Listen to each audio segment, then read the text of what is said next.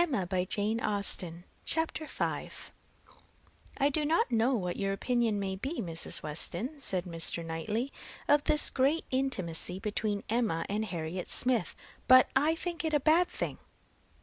A bad thing? Do you really think it a bad thing? Why so? I think they will neither of them do the other any good. You surprise me. Emma must do Harriet good, and supplying her with a new object of interest, Harriet may be said to do Emma good. I have been seeing their intimacy with the greatest pleasure. How very differently we feel! Not think they will do each other any good? This will certainly be the beginning of one of our quarrels about Emma, Mr. Knightley. Perhaps you think I am come on purpose to quarrel with you, knowing Weston to be out, and that you must still fight your own battle.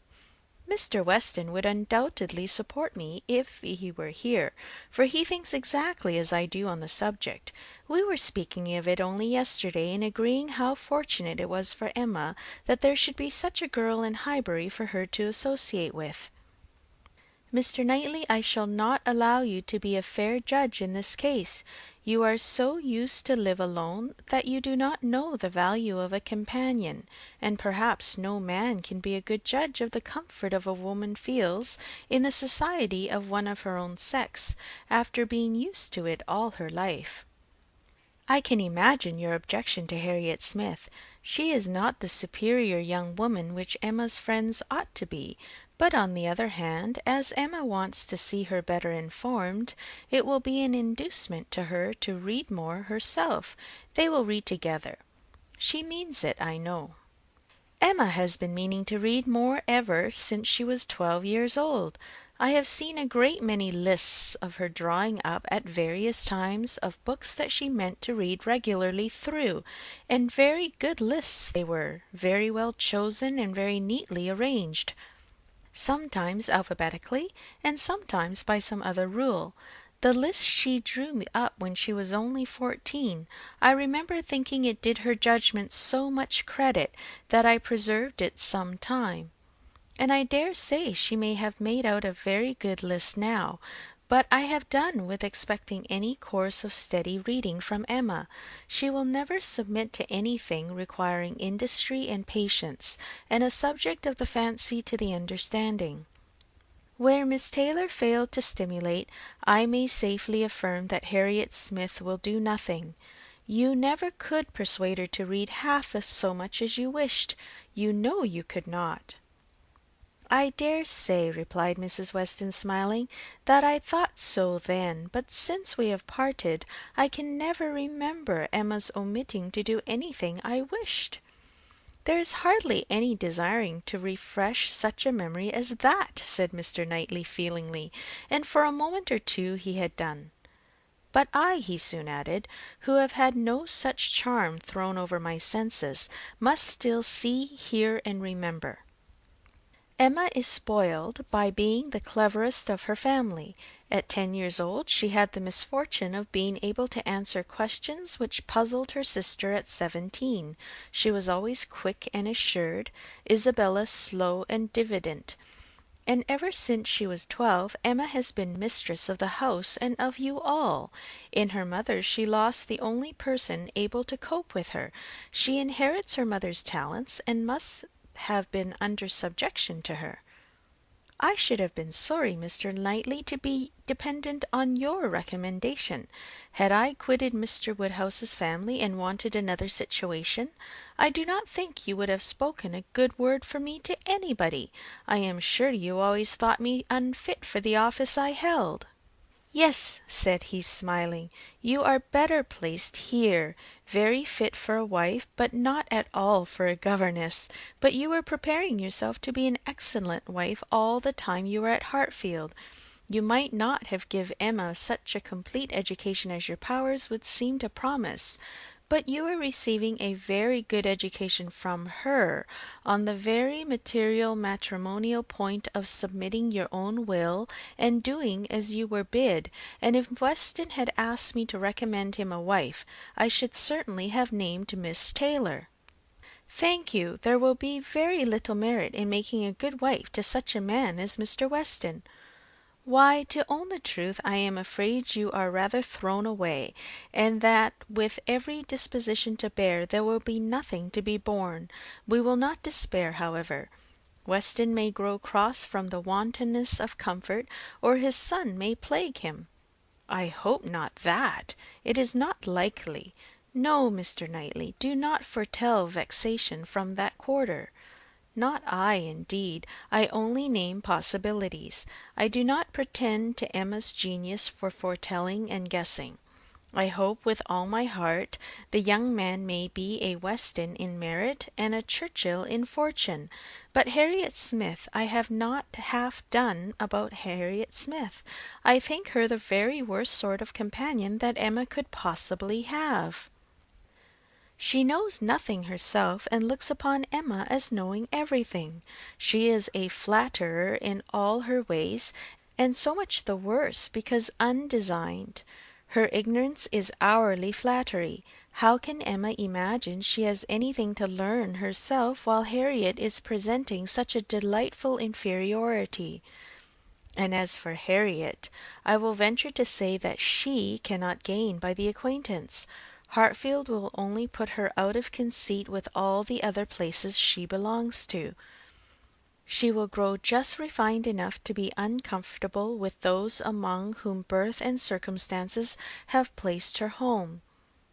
I am much mistaken if Emma's doctrines give any strength of mind, or tend at all to make a girl adapt herself rationally to the varieties of her situation in life. They only give a little polish. I either depend more upon Emma's good sense than you do, or am more anxious for her present comfort, for I cannot lament the acquaintance. How well she looked last night! Oh, you would rather talk of her person than her mind, would you? Very well, I shall not attempt to deny Emma's being pretty. Pretty? Say beautiful, rather. Can you imagine anything nearer perfect beauty than Emma altogether, face and figure? I do not know what I could imagine, but I confess that I have seldom seen a face or figure more pleasing to me than hers, but I am a partial old friend. Such an eye, the true hazel eye, and so brilliant, regular features, open countenance, with a complexion, oh, what a bloom of full health, and such a pretty height and size, such a firm and upright figure. There is health not merely in her bloom, but in her hair, her head, her glance. One hears sometimes of a child being the picture of perfect health. Now Emma always gives me the idea of being the complete picture of grown-up health. She is loveliness itself. Mr. Knightley, is not she? I have not a fault to find with her person, he replied. I think her all you describe. I love to look at her, and I will add this praise, that I do not think her personally vain. Considering how very handsome she is, she appears to be little occupied with it. Her vanity lies another way. Mrs. Weston, I am not to be talked out of my dislike of Harriet Smith, or my dread of its doing them both harm. And I, Mr. Knightley, am equally stout in my confidence of its not doing them any harm. With all dear Emma's little faults, she is an excellent creature. Where shall we see a better daughter, or a kinder sister, or a truer friend? No, no, she has qualities which may be trusted. She will never lead any one really wrong. She will make no lasting blunder. Where Emma errs once, she is in the right 100 times. Very well, I will not plague you any more. Emma shall be an angel, and I will keep my spleen to myself till Christmas brings John and Isabella. John loves Emma with a reasonable, and therefore not a blind affection, and Isabella always thinks as he does, except when he is not quite frightened enough about the children. I am sure of having their opinions with me. I know that you all love her really too well to be unjust or unkind, but excuse me, Mr. Knightley, if I take the liberty, I consider myself, you know, as having somewhat of the privilege of speech that Emma's mother might have had, the liberty of hinting that I do not think any possible good can arise from Harriet Smith's intimacy being made a matter of much discussion among you. Pray excuse me. but supposing any little inconvenience may be apprehended from the intimacy, it cannot be expected that Emma, accountable to nobody but her father, who perfectly approves the acquaintance, should put an end to it so long as it is a source of pleasure to herself. It has been so many years my province to give advice, that you cannot be surprised, Mr. Knightley, at this little remains of office. Not at all, cried he. I am very much obliged to you for it. It is very good advice, and it shall have a better fate than your advice has often found, for it shall be attended to. Mrs. John Knightley is easily alarmed, and might be made unhappy about her sister. Be satisfied, said he, I will not raise any outcry. I will keep my ill humour to myself. I have a very sincere interest in Emma. Isabella does not seem more my sister, has never excited a greater interest, perhaps hardly so great. There is an anxiety, a curiosity in what one feels for Emma. I wonder what will become of her. So do I, said Mrs. Weston gently, very much. She always declares she will never marry, which of course means just nothing at all, but I have no idea that she has yet ever seen a man she cared for. It would not be a bad thing for her to be very much in love with a proper object. I should like to see Emma in love, and in some doubt of a return. It would do her good. But there is nobody hereabouts to attach her, and she goes so seldom from home. There does indeed seem as little to tempt her to break her resolution at present, said Mrs. Weston, as can well be, and while she is so happy at Hartfield, I cannot wish her to be forming any attachment which would be creating such difficulties on poor Mr. Woodhouse's account. I do not recommend matrimony at present to Emma, though I mean no slight to the state, I assure you. Part of her meaning was to conceal some favourite thoughts of her own and Mr. Weston's on the subject, as much as possible. There were wishes at Randalls respecting Emma's destiny, but it was not desirable to have them suspected, and the quiet transition which Mr. Knightley soon afterwards made to "What does Weston think of the weather?